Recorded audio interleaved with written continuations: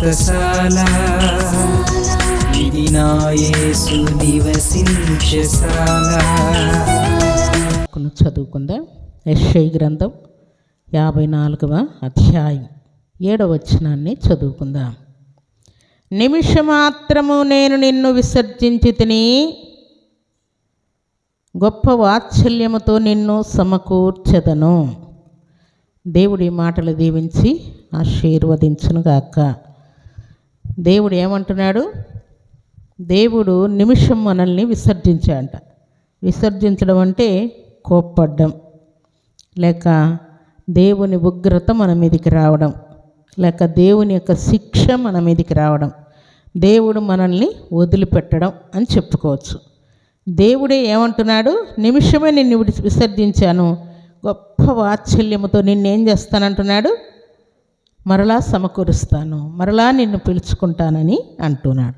దానిలో భాగముగా యెషయా గ్రంథం 54వ అధ్యాయం 6వ వచనం. నీ దేవుడు ఈ మాట సెలవిచ్చుచున్నాడు. ఎవరి దేవుడు? ఎవరి దేవుడంట? నీ దేవుడు ఈ మాట సెలవిచ్చుచున్నాడు. విడుబడి దుఃఖాక్రాంతురాలైన భార్యను పురుషులు రప్పించినట్లును, తృణీకరింపబడిన యవనపు భార్యను పురుషులు రప్పించినట్లు యెహోవా నిన్ను పిలుచుచున్నాడు. భర్తలు భార్యను వదిలేసినప్పుడు ఆ భార్య చాలా దుఃఖంలో ఉంటుంది. అలాగే భార్య కూడా భర్తను వదిలేసినప్పుడు ఆ భర్త కూడా చాలా దుఃఖంలో ఉంటారు. అందుకే ఈ మధ్యకాలంలో మనం చాలా చూస్తూ ఉన్నాం.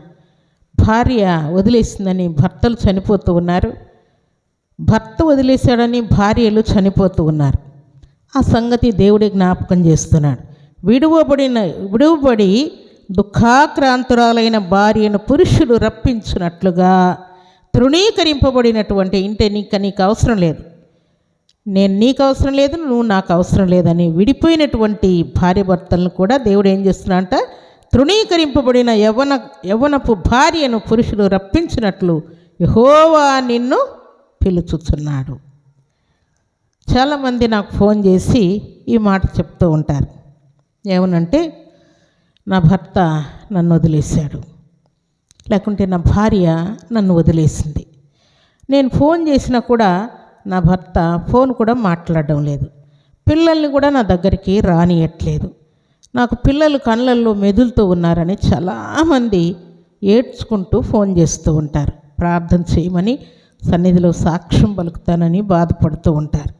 దేవుని సన్నిధిలో వారి కోసం ప్రార్థన చేసిన తర్వాత తక్షణమే ఎమర్జెన్సీగా మరలా వారి నుండి ఫోన్ రావడం, నేను వచ్చి తీసుకొని పోతానని చెప్పడం, ఇప్పటి నుండి మనం గొడవ లేకుండా ప్రశాంతంగా ఉందామని చెప్పడం, ఇలాంటివి జరుగుతూ ఉన్నాయి.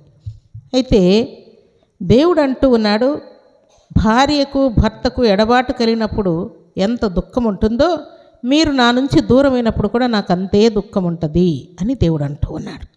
మీరు నా నుంచి దూరమైనప్పుడు అదే దుఃఖం, అదే కోపము నాకు ఉంటుంది అని ఆయన ఏమంటున్నాడంటే చూడండి, 8వ వచనం చదువుకుందా.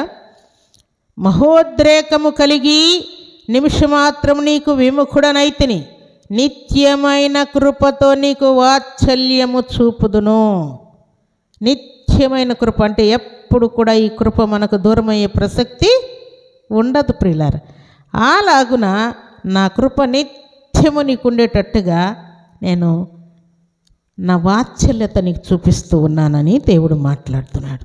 నిజంగా దేవుని సన్నిధిలో ఒక కుటుంబం కట్టబడితే ఇంటివారు ఎంత సంతోషపడతారో, దేవునికి మనకు సరైనటువంటి సంబంధం ఏర్పడినప్పుడు దేవుడు కూడా అంతే సంతోషపడతాడంట. దేవుడు కోప్పన్నప్పుడు రోగాలు మన వెంటే వస్తూ ఉంటాయి, సమస్యలన్నీ మన వెంట వస్తూ ఉంటాయి.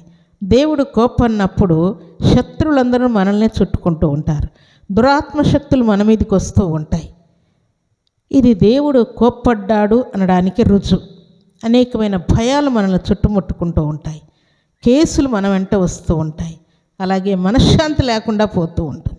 ఎందుకంటే మనం దేవుని మాట విననందుకు, దేవుని ఆజ్ఞానుసారంగా మనం జీవించనందుకు దేవుడు ఇవన్నీ మనకు కలుగజేస్తూ ఉంటాడు. చాలాసార్లు దేవునికి కోపం కలిగించే విషయంలో చిన్న చిన్న విషయాలు దేవుని కోపం పుట్టించి గొప్ప ఆశీర్వాదాన్ని మనం కోల్పోతాం. చిన్న విషయాల్లో దారి తప్పి, చిన్న విషయాల్లో దేవుని కోపం పుట్టించి గొప్ప ఆశీర్వాదాన్ని మనం కోల్పోతూ ఉంటాం. అందుకని దేవుడు ఏమంటున్నా అంటే, చూడండి, దేవునికి మన మీద కోపం వచ్చినప్పుడు దేవుడు ఏం చేస్తా అంట చూడండి.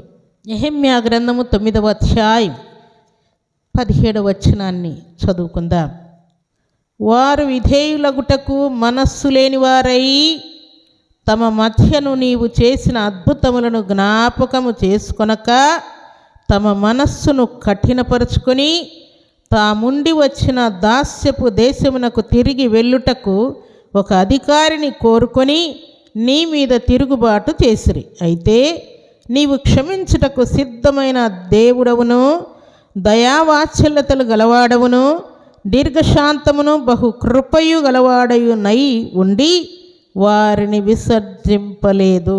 ఈ వాత్సల్యతను పొందుకొని అనుదినము దేవునికి నీ మీద వాత్సల్యత పుట్టుతూనే ఉన్నదన్న సంగతి జ్ఞాపకం తెచ్చుకొని దేవునికి ఇష్టలమై యోగ్యులమై పరిపూర్ణ విశ్వాసంతో దేవుని సన్నిధిలో మనం ప్రార్థిస్తూ దేవుడు మన కోసం దాచి ఉంచిన ఆశీర్వాదాలన్నీ అనుభవించాలని దేవుడు కోరుకుంటూ ఉన్నాడు.